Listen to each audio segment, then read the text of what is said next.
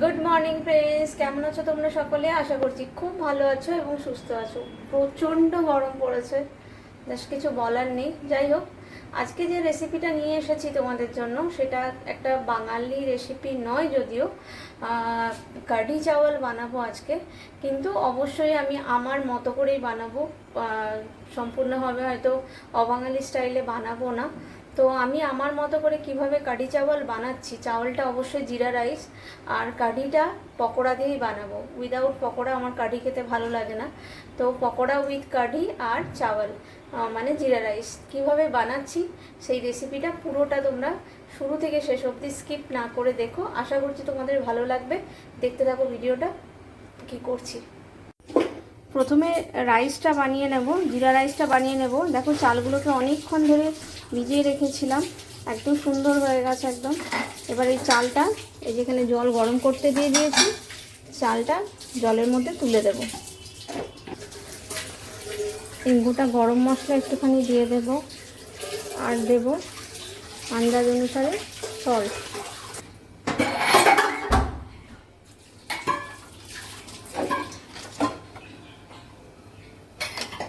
আর ভাতটা যাতে একদম ঝরঝরে হয় তাই জন্য অল্প একটুখানি সাদা তেল দেব। ব্যাস, এবার ভাতটা হতে থাকুক। আমি কারির জন্য যে পকোড়াটা বানাবো সেই পকোড়াটা প্রিপেয়ার করে নিই সব কিছু মিশিয়ে। এবার পকোড়াটা বানানোর জন্য এখানে আমি এতটা মতো নিয়ে নিলাম বেসন। প্রথমে দেব হলুদ গুঁড়ো, লঙ্কার গুঁড়ো,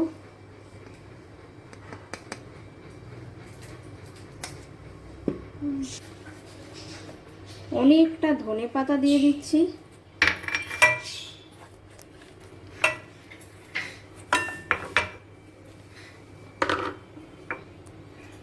দেব কাঁচা লঙ্কা কুচি, পেঁয়াজ কুচি, এখানে ছোট ছোট করে রসুন কুচি করা আছে, রসুন কুচিটাও দিয়ে দিলাম।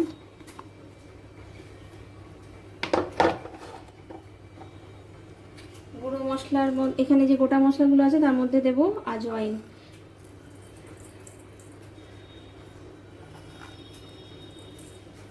আর দেব এই যে ভাজা মশলাটা দিয়ে দিলাম। এবার আন্দাজ মতো সল্ট দেব।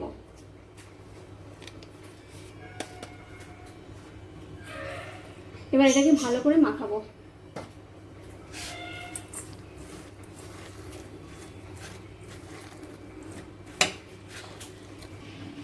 এবার এতে একটুখানি পরিমাণ মতো জল দেব।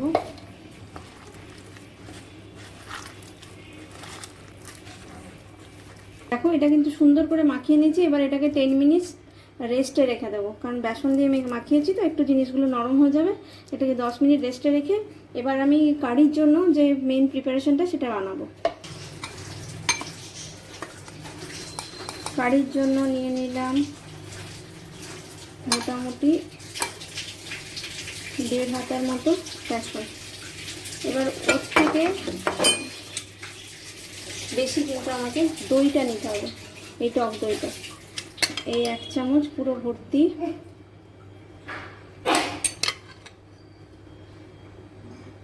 এইটা আর 1/2 চামচ।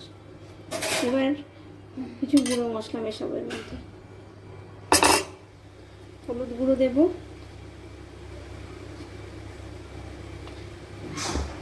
অল্প একটু লঙ্কার গুঁড়ো দেব,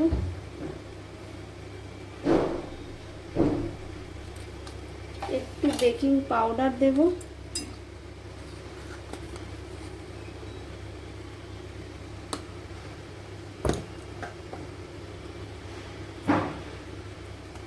অল্প একটু হিং দেব,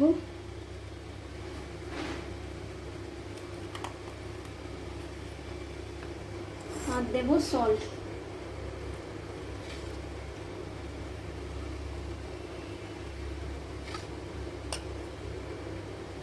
এবার এটাকে জল দিয়ে ভালো করে আমি গুলবো।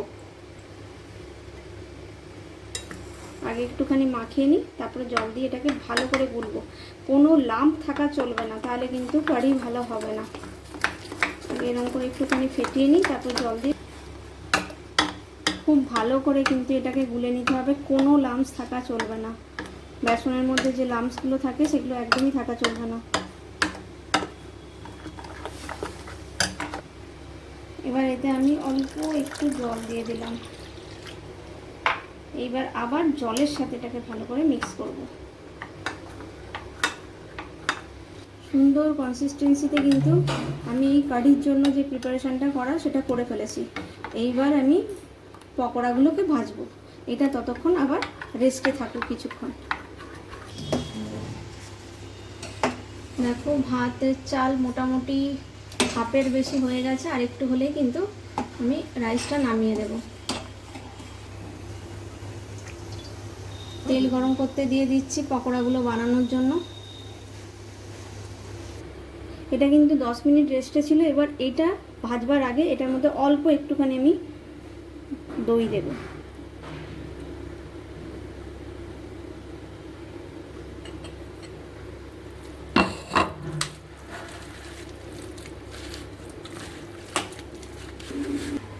তেল কিন্তু গরম হয়ে গেছে, এবার আমি এর মধ্যে দিয়ে দেবো পকোড়াগুলো।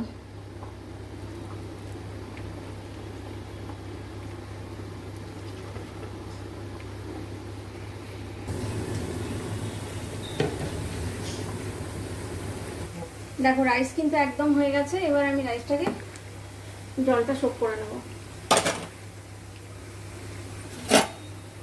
দেখো একদম ঝরঝরে রাইস হয়ে গেছে। এটা এবারে থাক, যখন রাইসটা বানাবো তখন তোমাদেরকে আবার দেখাবো। এবার এগুলো সব একটা পিঠ করে উল্টে দেবো। একটা সব পকোড়াগুলোই উল্টে দিলাম একবার করে। এবার এই সাইডটা ভাজাবো, ততক্ষণে আমি কারিটা বসাবো। অন্য একটা ফ্রাইং প্যানে কারি প্রিপারেশনটা স্টার্ট করে দেবো। পকোড়াগুলো কিন্তু একদম প্রপারলি ভাজা হয়ে গেছে। এবার আমি এগুলোকে তুলে নেব।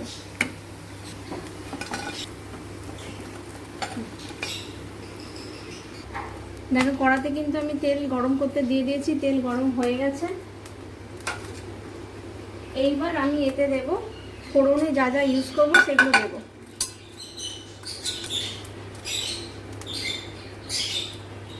শুকনো লঙ্কা দুটো, গোটা গোলমরিচ দেব,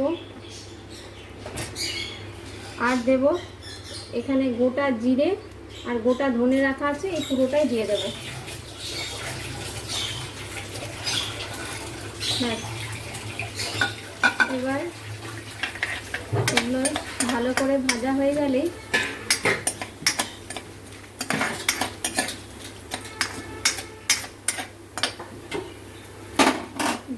দম, গ্যাসের দমটা কিন্তু মানে একদম লো রাখতে হবে, না হলে কিন্তু যেই দইয়ের ওই মিক্সারটা দেবো ওটা ফেটে যাবে, তাই দমটা একদম লো। দেখো দইয়ের মিক্সারটা কিন্তু অনেকক্ষণ ধরে রেস্টে রাখলাম আর কোনো লামসও নেই।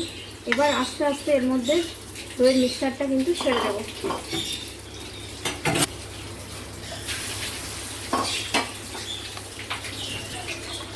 এবার এটাকে ঘন ঘন নাড়তে হবে, নাহলে জমাট বেঁধে যাবে।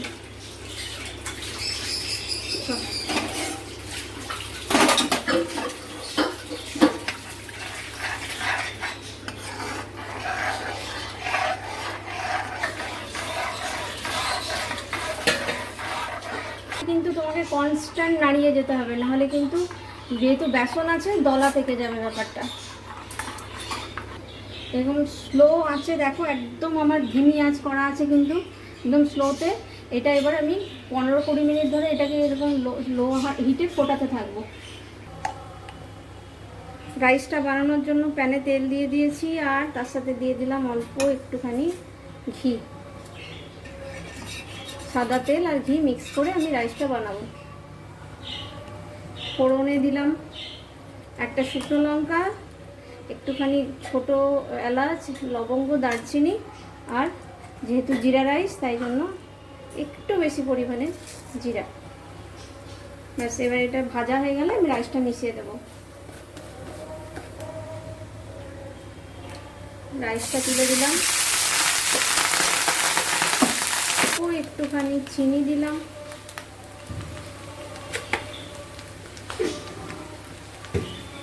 এবার রাইসটাকে ভালো করে মাখিয়ে নেব। জিরা রাইস করা তো জানোই সব থেকে ইজি জিনিস, কম সময়ে একটা সুন্দর খাবার হয়ে যায়।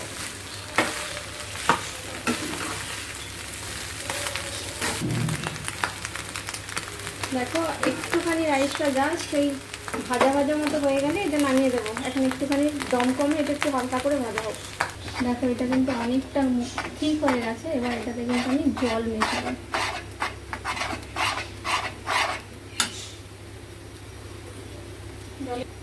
এই যে জলটা মিশিয়ে দিলাম, এই কনসিস্টেন্সিটা আবার একটু লাইট করতে হবে, অতিরিক্ত ঠিক হয়ে গেছিলো ব্যাপারটা।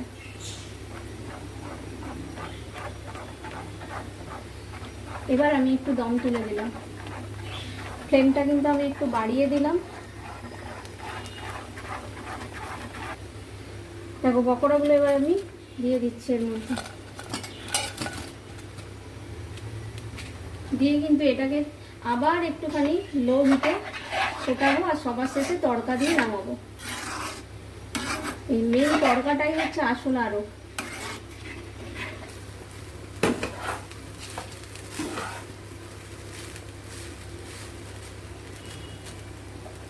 কিন্তু হয়ে গেছে, রাইস একদম প্রপারলি কুক। এবার আমি সার্ভ করে দিচ্ছি।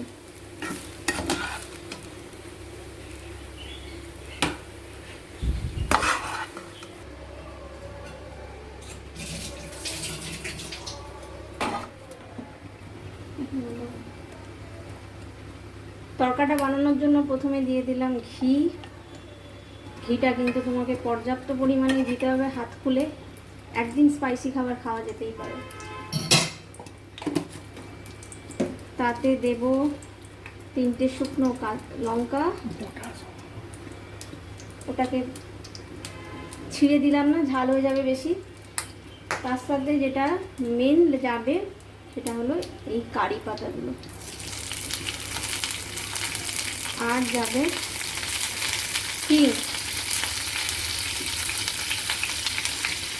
সবার শেষে আরেকটা জিনিস দেবো, সেটা আগে এটা ভাজা ভাজা হয়ে যাক, তারপর সেটা দেবো।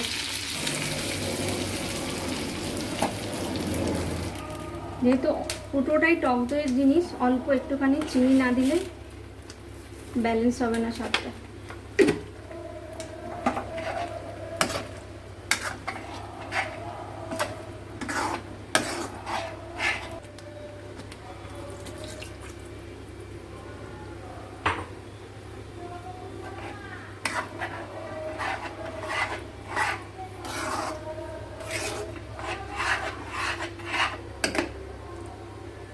এবার তরকাটাতে দেখো, তরকার কিন্তু আমি গ্যাস বন্ধ করে দিয়েছি।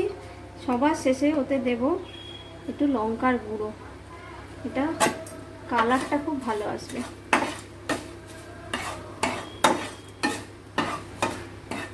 এবার এটা আমি কিন্তু হাঁড়িতে মিশিয়ে দেব।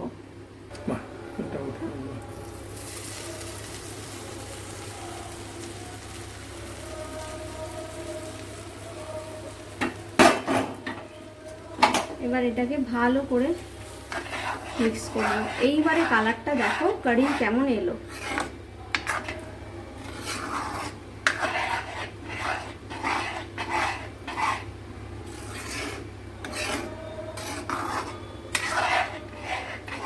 এবার আমি 10 মিনিট এটাকে একদম সিমে ফুটিয়ে তারপর নামিয়ে নেব। হয়ে গেছে পুরোটাই, তো একদম রেডি ফর সার্ভ। এবার আমি এটাকে এই বোলটার মধ্যে সার্ভ করে দেবো।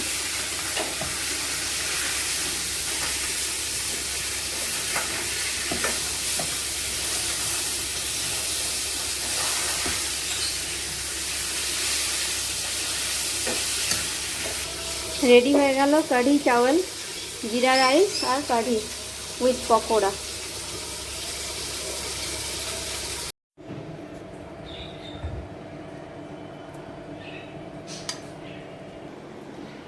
তো দেখে নিলে কিভাবে বানালাম কারি চাওয়াল, মানে জিরা রাইস আর কারি উইথ পকোড়া।